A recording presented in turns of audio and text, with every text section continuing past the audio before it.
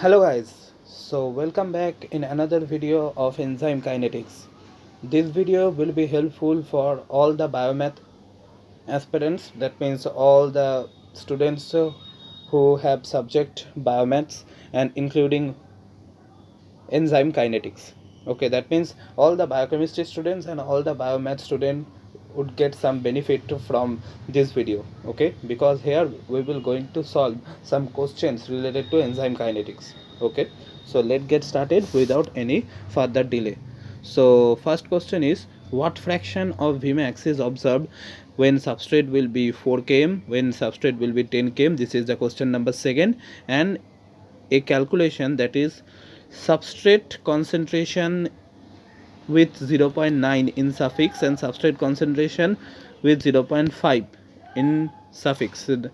That means what I should say, that is they want to told you that at this one substrate concentration is half, okay, and this one substrate concentration is 0.9, not 0.9 exactly, but they just want to told you that substrate concentration is 9 by 10. Okay, that if 10 is the total one, then 9 by 10. Okay, so first two is very easy.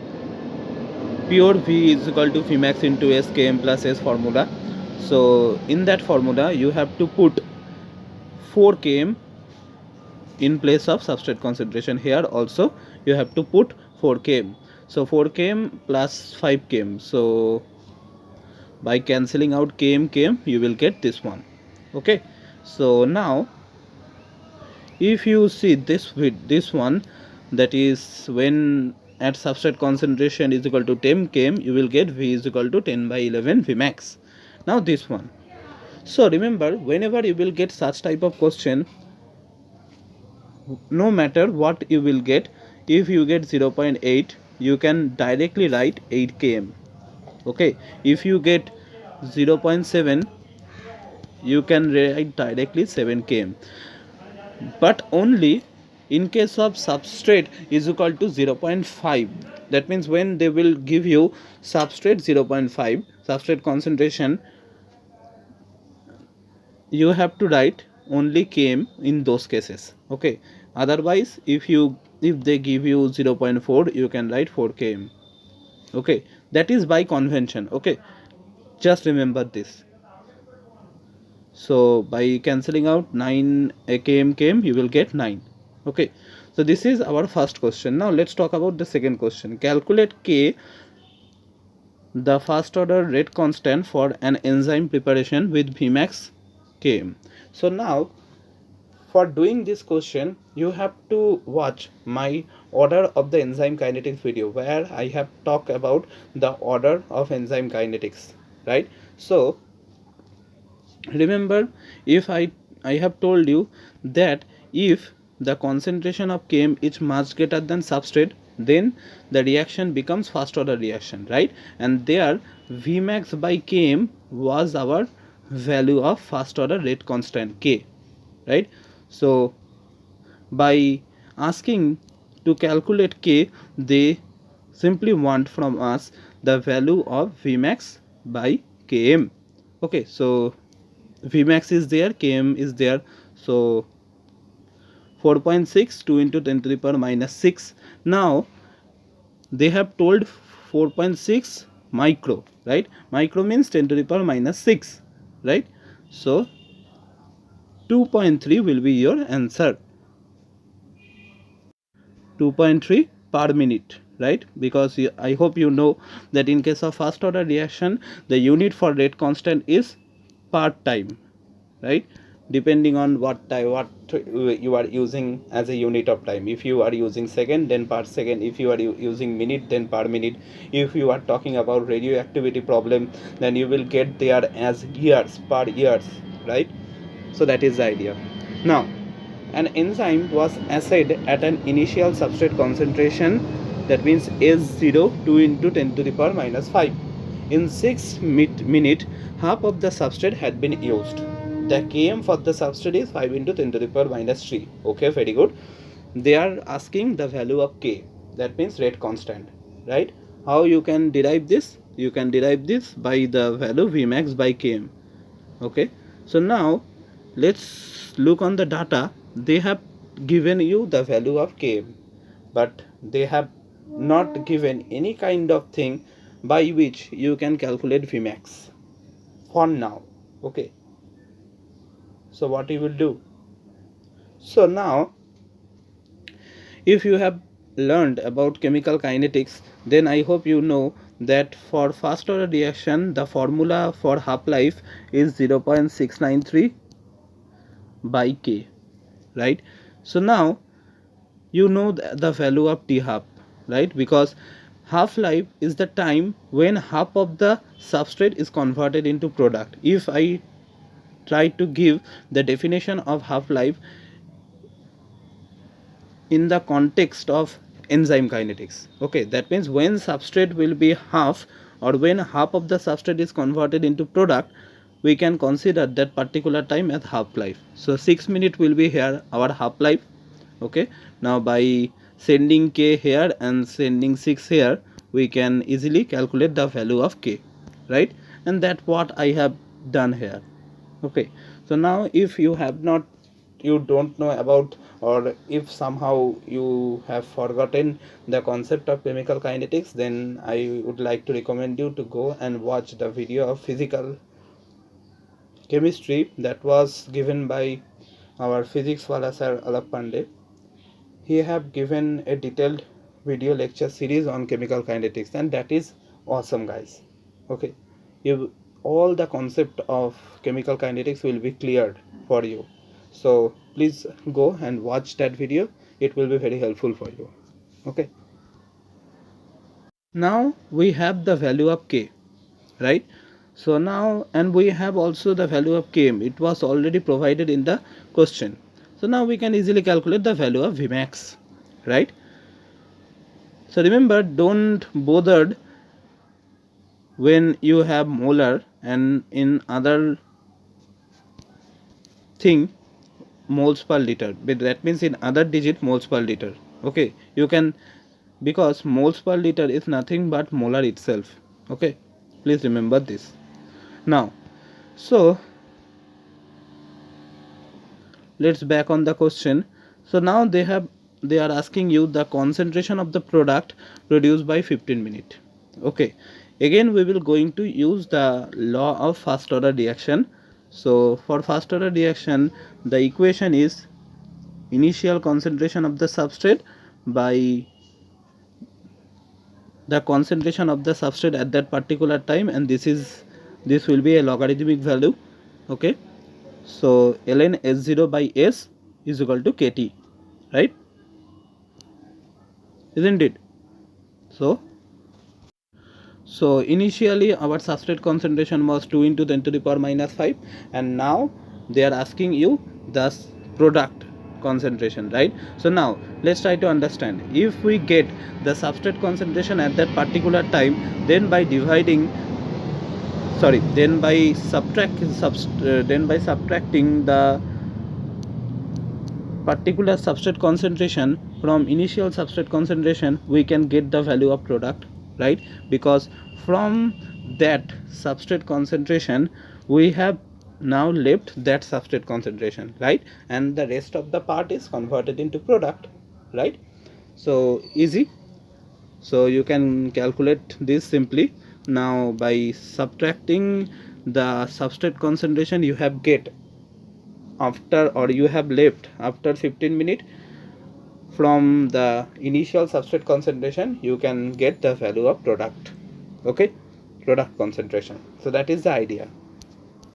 Okay, so now let's do some MCQ from enzyme kinetics. So a typical saturation curve for an enzyme catalyzed reaction is shown in the following figure. Okay, very good. We have already seen this kind of graph when we have talked about the concept of Km, right? So the parameters which can be derived from this equation is indicated by A, B and C. So tick the correct parameter that corresponds to B. So it is a question of JNU, remember. So they want from us about the B, right? So I remember I have told you that the substrate concentration will be exactly equal to the Km when V0 is half of Vmax, right? So C will be here half of Vmax, and in that particular velocity substrate concentration will be exactly equal to Km. So A will be your answer. Okay, clear? So now conversion of the substrate present in the large excess to product P by an enzyme increased in linear fashion for about 10 minutes, after which it was seen to plateau. This was because, remember, we all know that after a certain time all the active site of the enzyme are fulfilled with substrate, right? But still some substrate will left, because according to the Michaelis-Menten assumption, the substrate concentration will be much greater than the enzyme concentration, right? Enzyme concentration is the limiting factor. That is why after a certain time a plateau curve will observe, because the reaction velocity already reached its maximum velocity. Clear?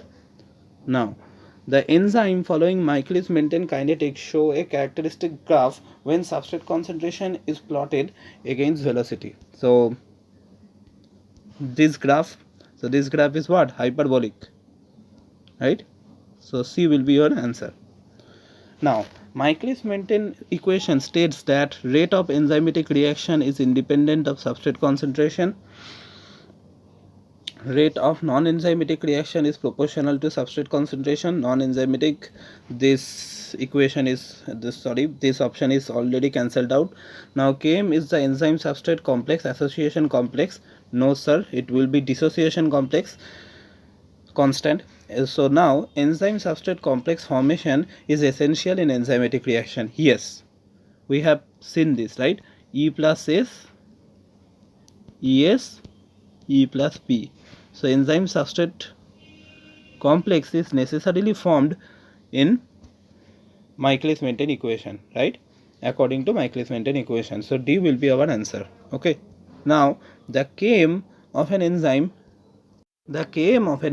is one half of the Vmax. No, it is equal to substrate concentration. It is a dissociation constant, but they have not mentioned about what dissociation constant. If they were talking about dissociation constant of enzyme substrate complex, then we can think about this. So for now we are not taking it as absolute answer. Now the substrate concentration that gives maximum velocity, obviously not. It is the substrate concentration that gives half of the maximum velocity. The substrate concentration that gives half of the maximum velocity, right? So D will be our answer. Okay. Now the Michaelis-Menten constant Km is what will be numerically equal to Vmax. No. Now let's see that by cancelling P you have already cancelled ACB, right? So none is correct. This will be D will be your answer, right? So lower value of Michaelis constant shows what? That enzyme substrate complex is well and good. That means the interaction between enzyme and substrate is good, right? That means greater affinity of the enzyme for the substrate. A will be our answer, right? Because remember, Michaelis constant, that is Km, represent the dissociation constant of enzyme substrate complex. Okay. That means if Km is higher, less affinity of the enzyme for the substrate will be the correct answer. So they are telling us lower value of Km, so A will be our answer. Now when substrate concentration is increased for a simple enzymatic reaction, the reaction order progresses from first order to zero order with respect to substrate concentration. Why is this so? Try to think about this. Pause the video for some time and try to think about this. I hope you have tried. So now let's try to remember what Michaelis-Menten assumed to construct the Michaelis-Menten equation. They have talked about this, that is, they have taken enzyme concentration as the limiting factor, right? That means substrate concentration will be higher as compared to enzyme concentration, right? What does it mean? That means after some time the active site of the enzyme will be fulfilled with substrate. Okay, but still there will be some substrate left. Okay, that is why after some time you will observe that reaction order is not depending on substrate concentration. That is why the reaction order becomes zero order. Okay, so all of the active site of the enzymes are saturated with substrate at high substrate concentration. C will be your answer. Okay, now in a Michaelis-Menten equation, what substrate concentration is needed for the reaction rate to be half of the Vmax? So obviously it will be equal to Km, no doubt about this. So now, if the substrate concentration in an enzyme catalyzed reaction is equal to half of its Km, what will be the initial reaction velocity? So V0 Vmax into S Km plus S. So by putting the value of S, that is half Km, and value of S here, that is half Km, so half plus 1, 3 by 2, so 3 km, 2 km, here also you will get 1 2 km, right? So 2 cancels out, 1 by 3 km will be your answer, right? That means 1 by 3 Vmax, right? So 0.33 will be your answer. I hope you have understood, right? Because 1 by 3 was left and km will be cancelled out and we have Vmax left, right? So by calculating this you can easily derive your answer, right? 0.33 Vmax. Okay, now at what substrate is the velocity of an enzyme substrate catalyzed reaction is 25% of the Vmax? So V0 will be 25% of the Vmax, right? So let's write V0 as 25. V0 is equal to Vmax, so Vmax will be 100 S Km plus S. So they are wanting the value of substrate concentration. So 4 km plus 4s is equal to S, right? So our value will be 1 by 3 km, right? Clear? Now very important and interesting question. An enzyme has glutamic acid and aspartate at active site. The pI for glutamic acid is 5.6 and for aspartic acid is 4.5. The enzyme function when glutamic acid is protonated is in protonated form and aspartic acid in deprotonated form. Okay, the pH where enzyme will show maximum activity will be. Now try to understand it very carefully. Before this you have to learn this simple concept, that is, this is the Zwitter ionic form. I hope you know about the Zwitter ionic form. That means all that particular amino acid will have same amount of positive charge and same amount of negative charge. That is the meaning of Zwitter ion. Okay, now if you increase the pH, that means you are creating a basic environment. Remember, under such circumstances there will be too much OH minus ion in the environment. Okay, and under such circumstances NH3 will donate 1 H plus for them so that they can be converted into H2O. Okay, and as a result the amino acid become deprotonated. Okay, and reversing will happen if you will decrease the pH, and as a result the environment become acidic. Okay, and under such circumstances what CO minus will do, CO minus will take H plus from the environment, and as a result it becomes COH, as you can see.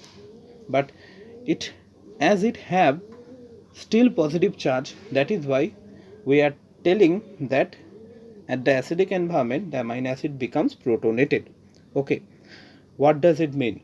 It simply means we have to take such a pH condition that will convert glutamic acid into your protonated form and aspartate into deprotonated form, right? That means we have to take a pH that will be basic for aspartic acid and acidic for glutamic acid. Now let's see how we will do. Remember, a amino acid will be in its Zwitter ionic form when we are taking pi value as the pH value. Okay.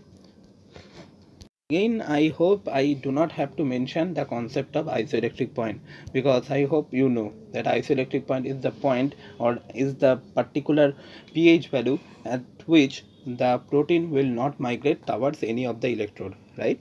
We have talked about this in our earlier times also. So the idea is we have to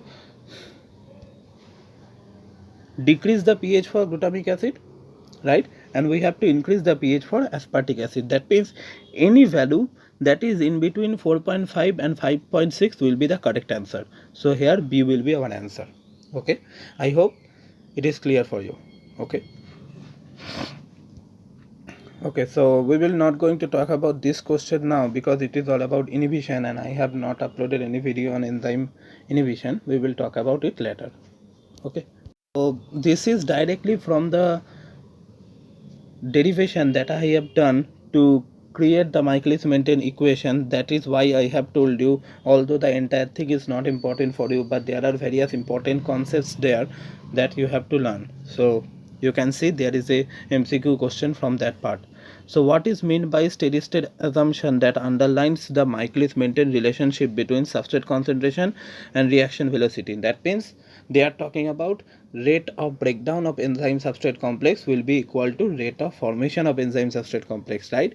Remember, by writing that according to the steady state equation we have considered that particular line, right? So rate of breakdown of the enzyme substrate complex